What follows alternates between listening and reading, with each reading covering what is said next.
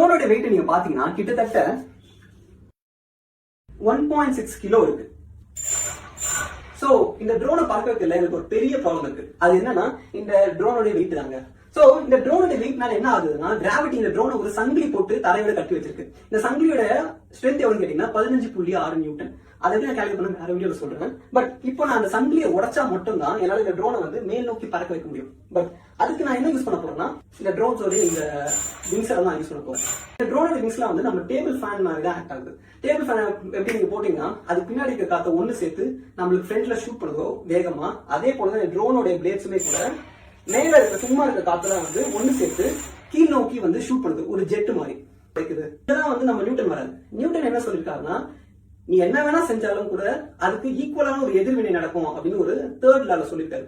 Every action has equal opposite action இல்லையா? So இப்போ இந்த எல்லா மோட்டரையும் நீங்க சுத்தும் போது அங்கிருந்து ஒரு ஃபோர்ஸ் கிரியேட் ஆகி அது தரையை நோக்கி போகுது. அந்த தரையை நோக்கி போற ஃபோர்ஸுக்கு அகேன்ஸ்டா இன்னொரு ஃபோர்ஸ் மேல் நோக்கி ஆக்ட் ஆகும், நியூட்டனோட தேர்ட் விதி படி.